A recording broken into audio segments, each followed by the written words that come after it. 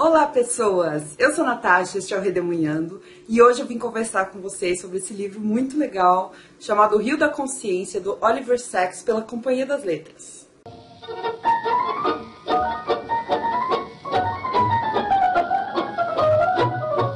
Oliver Sacks foi um autor inglês, médico neurologista, um dos meus ídolos literários. Quem acompanha o canal há mais tempo sabe que em 2016 a minha melhor leitura do ano foi um livro dele chamado Um Antropólogo em Marte, em que ele narra casos muito curiosos de 7 pacientes que transformaram suas condições, ou seja, suas doenças, suas deficiências, em uma forma criativa de viver. Quem quiser assistir, tem vídeo sobre esse livro, o link vai estar aí na descrição e também nos cards. Então, quando eu vi que a Companhia das Letras lançou um livro novo do Oliver Sacks, eu não pude deixar de pedir de parceria para eles. Sou muito fã mesmo. O Rio da Consciência é um livro esboçado pelo Oliver Sacks algumas semanas antes da sua morte, em 2015. Trata-se de um livro que reúne textos pequenos, textos curtos, num formato de ensaios sobre diversos temas científicos. São 10 textos e eu vou contar para vocês rapidamente sobre o que cada um deles fala, porque quando eu vou adquirir um livro desse tipo, eu acho fundamental saber se os temas que estão ali dentro me interessam. Aliás, se você quiser adquirir esse livro com o link do canal Redemoinhando, eu vou deixar embaixo na descrição do vídeo também. Toda vez que você compra por esses links que eu deixo sempre na descrição, você ajuda o Redemoinhando com uma comissão da Amazon e não paga nada mais por isso. Então vocês vão ver que os temas que o Oliver Sacks trata nesse livro são temas muito variados. Ele consegue passear por diversos campos da ciência, que é uma coisa que eu admiro muito, vou falar sobre isso daqui a pouco, de uma maneira muito tranquila. O primeiro texto se chama Darwin e o Significado das Flores. E aqui ele conta que apesar de Darwin ser mais conhecido pelo desenvolvimento da teoria da evolução com relação a animais, a observação e as experiências que o Darwin fez com plantas e flores contribuiu imensamente para a formulação da teoria da evolução, além de mostrar o fascínio que esse biólogo tinha pelo reino vegetal. Eu amo saber essas curiosidades científicas sobre as vidas mesmo, né, dos cientistas, dos pesquisadores. Eu acho que essas pessoas são pessoas muito interessantes. Foi muito legal saber dessa parte do Darwin de pesquisa com flores. E aí ele conta alguns detalhes sobre isso, claro, que não me cabe aqui ficar explicando também, quem quiser ler. O segundo artigo é muito bacana, chama-se Velocidade. Eu acho que eu tenho uns 3 artigos favoritos aqui, esse é um deles. No artigo Velocidade, ele reflete sobre a nossa percepção da passagem do tempo. Então aqui ele fala inclusive em recursos visuais, como por exemplo, time-lapse, câmera lenta. Ele compara a nossa percepção de tempo com o tempo dos astros, o tempo astronômico, que é uma coisa muito maior, o movimento das plantas, que é uma coisa muito menor.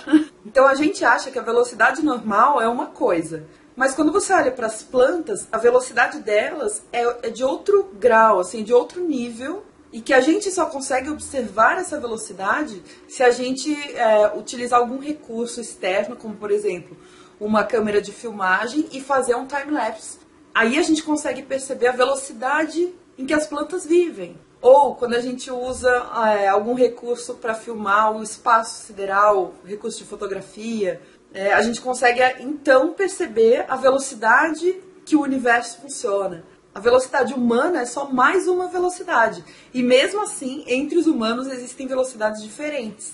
Então, por exemplo, aqui ele fala de fotografia, de cinema, de literatura, de drogas, como instrumentos para nos dar perspectiva quando o assunto é velocidade ou tempo. E nesse capítulo, o Sacks retoma o estilo que ele usa no livro Um Antropólogo em Marte. Ele descreve rapidamente alguns casos de pacientes parkinsonianos e pacientes com síndrome de Tourette para mostrar efeitos de aceleração e desaceleração internamente, dentro do nosso corpo, que podem acontecer com o ser humano e tirar a gente dessa percepção de tempo mais fixa e média, entre aspas, que a gente tem. Enfim, esse é o capítulo sobre velocidade, eu achei maravilhoso. O terceiro chama-se Seres Sencientes, a vida mental de plantas e minhocas. E é isso mesmo, nesse artigo o Sacks analisa a vida mental de plantas e minhocas. Ou seja, a sua capacidade para sentir, para registrar, para aprender. que é o que ele chama de respostas adaptativas. Aqui o autor passeia pela bioquímica, pelo behaviorismo, pela fisiologia, para nos falar um pouco dessa ideia que é muito fascinante, que é a complexidade dos sistemas nervosos de minhocas e plantas. O quarto texto chama-se O Outro Caminho, Freud Neurologista, e fala sobre o início da carreira do Freud, das suas pesquisas e das suas descobertas a respeito da anatomia e do funcionamento do sistema nervoso. Esse foi o artigo de que eu menos gostei, porque não me interessava muito o tema e eu achei muito técnico.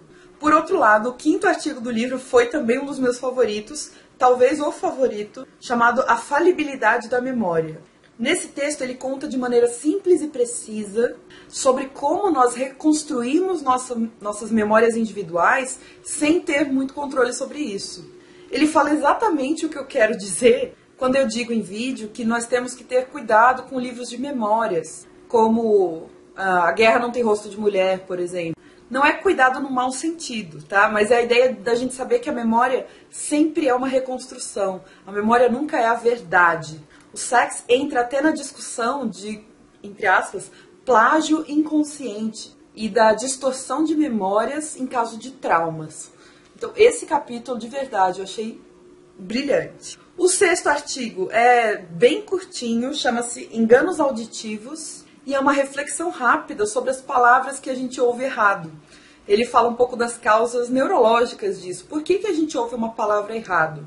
Por que o nosso cérebro interpreta como se fosse outra palavra que existe e não como um som ininteligível? É uma coisa que ele percebeu nele mesmo. À medida em que ele foi envelhecendo, ele percebeu que ele começou a trocar muito as palavras que ele ouvia em conversas e tal. E ele anotava isso. É muito legal ver o processo dele de escrita também. Isso acontece, sabe quando? Quando a gente ouve música, principalmente quando é criança, e usa uma palavra aleatória que não tem nada a ver com a música. Mas a gente ouve aquilo. Aquela... Na madrugada, a vitrola rolando um blues, tocando B.B. King sem parar, que a gente sempre ouve trocando de biquíni sem parar. Não tem nada a ver. O sétimo também é o meu terceiro favorito, chama-se O Eu Criativo. Ele trata da criatividade e ele fala dos mecanismos de criatividade, mecanismos como a imitação de algo que existe para ele é necessária para que o nosso cérebro depois possa trabalhar em cima dessa base e criar algo novo. Então, a imitação como base da criatividade e a incubação de ideias. Então, ele diz que, por exemplo, para você ter uma ideia muito inovadora, você precisa meio que relaxar, esquecer disso, esquecer desse assunto, e o seu inconsciente vai ficar trabalhando naquilo, às vezes durante anos, até que num determinado momento essa ideia emerge, que é uma coisa fantástica, né? Isso de como o nosso cérebro trabalha. Então, basicamente, é um artigo que trata da criatividade, dos mecanismos dela e de como nós desenvolvemos, né, a criatividade. O oitavo texto, muito bom também, chama-se Uma Sensação Generalizada de Desordem, em que ele fala da importância do equilíbrio interno do corpo dos seres vivos. Existe um sistema dentro do nosso corpo que regula todas as coisas. Ele fica vigiando se os órgãos estão funcionando corretamente, se o equilíbrio químico está correto, se a temperatura está bem. É um sistema que, na maioria dos momentos, a gente não percebe, porque nós estamos bem. A gente só vê que ele existe quando algo vai mal. Então você começa a vomitar, você começa a ter febre, você começa a sentir dor. É um sistema do seu corpo te avisando que alguma coisa ali dentro está desequilibrada. Aí o nome do artigo é Uma Sensação Generalizada de Desordem. Você sente que o seu corpo está desordenado, tem alguma coisa fora do lugar ali. Super interessante também. O nono texto chama-se O Rio da Consciência e dá nome ao livro. E esse talvez seja o artigo mais filosófico. Nesse artigo ele investiga se a nossa consciência é um fluxo contínuo, como se fosse um rio, pensamento sem ruptura, ou se a nossa consciência ela é fragmentada, como se fosse um colar de contas, mas nós temos a impressão de ser contínuo. Dá pra gente pensar também na imagem, em vez do colar de contas, do filme de cinema. O filme de cinema, na verdade, É uma série de imagens estáticas, uma série de fotografias que são colocadas numa velocidade que nos dá a impressão de movimento. E nesse artigo ele fica jogando com essa coisa. Será que a nossa consciência é contínua, fluida, ou será que ela é fragmentada e parece contínua? E o último artigo, 10º, chama-se Escotoma, Esquecimento e Negligência na Ciência. E aqui ele vai falar de história da ciência, que vocês sabem que é um tema que eu amo. Só não foi um dos meus favoritos porque, na verdade, eu já li muita coisa sobre isso. Então, grande parte do que ele disse aqui, para mim, não foi novidade. Mas ele vai falar um pouco sobre as idas e vindas da ciência, como alguns temas já foram tratados, por exemplo, sintomas de enxaqueca. Alguns sintomas de enxaqueca já tinham sido descritos, fartamente descritos, no século XIX. Os médicos anotavam os sintomas da enxaqueca, claro que não se chamava assim, mas no século XX esses relatos sumiram. É como se a enxaqueca não existisse. Até que num determinado momento alguém ressuscita esse tema, que parecia ou morto ou como se nunca tivesse nascido, e faz a ciência andar para aquele lado. Então o que ele quer dizer é que muitas ideias científicas às vezes caem no buraco da memória, para usar aí uma expressão que ele usa no texto e que é do George Orwell. Ou então uma espécie de blackout, ideias que já tinham sido pensadas, mas que foram ignoradas ou negligenciadas por serem prematuras para sua época, ou considerados irrelevantes, ou ofensivos, algo do tipo. Me lembrou muito o livro Tolices Brilhantes, do Mário Lívio, que foi um livro que eu gostei bastante, que fala dos erros da ciência. Às vezes os erros são necessários para que o acerto venha em seguida, assim como às vezes o esquecimento também é necessário para fazer a ciência caminhar num outro caminho, por um outro viés. Além dos 10 artigos, o livro também conta com sumário, um pequeno prefácio, referências bibliográficas e índice remissivo. Eu queria dar um destaque aqui nessa edição para a capa, que é linda. Ela tem o mesmo padrão das outras capas do livro do Oliver Sacks, os que não são da edição de bolso, porque ele tem essa capinha, que na verdade é uma jacket transparente, e a capa do livro sem a jacket fica assim. Ela é opaca, mas quando você coloca essa parte aqui, ela fica brilhante e com o título. A edição está na qualidade Companhia das Letras, aquilo que a gente já conhece. Tem orelhas dos dois lados, as folhas são amareladas e a diagramação é extremamente confortável. Eu acho impressionante a capacidade que esse autor tem de transitar entre campos científicos muito diferentes, como eu falei para vocês. A botânica, a filosofia, a neurologia, e ele fala de tudo isso de maneira igualmente entusiasmada. O Sacks é um grande curioso. Ele é o tipo de gente interessante que eu gosto de ter ao meu lado. Como amigo mesmo, porque isso sempre rende ótimos papos. Mais do que isso, eu acho que ele consegue passar pra gente esses temas que são tão complexos de maneira muito acessível, o que o torna um dos maiores divulgadores científicos da nossa época, na minha opinião. Ele sempre tem o poder de renovar em mim a sensação de maravilhamento pela realidade. E para mim isso é extremamente necessário. É aquela coisa de você conseguir enxergar coisas boas e coisas bonitas, apesar de tudo de ruim que é jogado na nossa cara a todo momento. De pensar o quanto o mundo real pode ser fantástico e às vezes mais fabuloso do que a própria ficção. O meu olhar sobre a vida é muito parecido com o dele e eu amo a maneira como ele consegue colocar isso em poucas palavras. Eu peço licença para ler um trechinho da página 26 que diz o seguinte, e ilustra bem isso que eu quero dizer com o maravilhamento da vida. Era inebriante pensar em espaços de tempo tão colossais e no poder que mudanças minúsculas e sem direção tinham de se acumular e gerar novos mundos, mundos de riqueza e variedade imensas. Para muitos de nós, a teoria evolucionária trazia um sentimento de significado e satisfação profundo que a crença em um plano divino nunca proporcionara. O mundo que se apresentava aos nossos olhos tornava-se uma superfície transparente, através da qual podíamos ver toda a história da vida.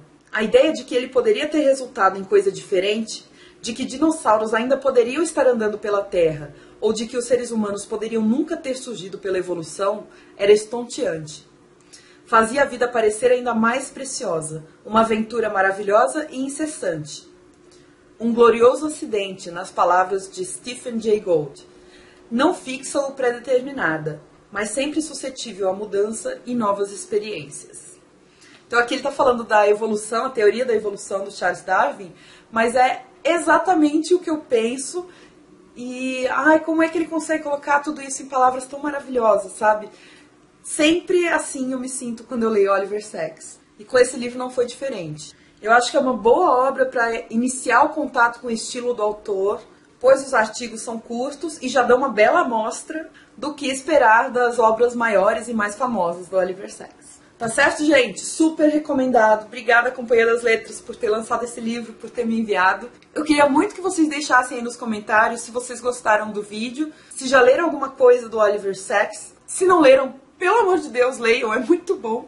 E se vocês têm algum livro dele para me indicar, eu tenho alguns aqui em casa, eu quero saber qual ler a seguir. Tá bom, gente? Muito obrigada.